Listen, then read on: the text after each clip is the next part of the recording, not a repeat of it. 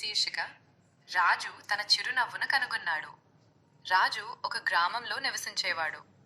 అతని ఇంటి చుట్టూ ఎత్తైన పర్వతాలు ఉండేవి. రాజు ఒంటరి బాలుడు. అతను ప్రతిరోజు బాధగా ఉండేవాడు. అతను ఇతర పిల్లలు ఆడుకోవడం చూసేవాడు, కానీ వారితో చేరేవాడు కాదు. అతను ఒంటరిగా ఒక చిన్న రాయిని తన్నేవాడు. ఒక మధ్యాహ్నం సూర్యుడు అస్తమిస్తున్నాడు. రాజు లీలా ఆంటీ అనే వృద్ధురాల్ని చూశాడు. లీలా ఆంటీ ఒక ప్రకాశవంతమైన ఎరుపు పైకప్పుతో ఉన్న చిన్న ఇంట్లో నివసించేది. ఆమె వద్ద చాలా పెద్ద కట్టెల మోపు ఉండేది. ఆ కట్టెలు ఆమెకు చాలా బరువుగా ఉండేవి. కొన్ని దుంగలు నేలపై పడిపోతూ ఉండేవి.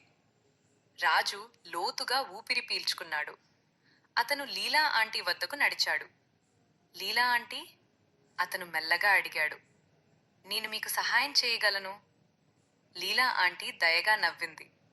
రాజు జాగ్రత్తగా పడిపోయిన దుంగలను ఎత్తాడు.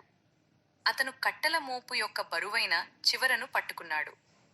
ఇద్దరూ కలిసి దానిని ఆమె వరండా వరకు మోసుకెళ్లారు. లీలా ఆంటీ అతని భుజాన్ని తట్టింది. ధన్యవాదాలు రాజు, నీకు మంచి మనసు ఉంది. రాజుకు లోపల వెచ్చగా అనిపించింది. తనని ఎవరో చూశారని అనిపించింది. అతను ఇక ఒంటరిగా లేడు.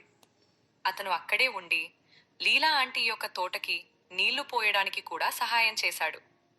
మరుసటి రోజు ఉదయం రాజు సంతోషంగా ఉన్నాడు. అతను శర్మగారిని చూశాడు. రాజు శర్మగారి యొక్క ఊగుతున్న గేటును సరిచేయడానికి సహాయం చేశాడు. మొదటిసారిగా రాజు తను ఈ గ్రామంలో ఒక భాగమని భావించాడు. అతను ఇప్పుడు గ్రామంలో ఒక భాగమయ్యాడు.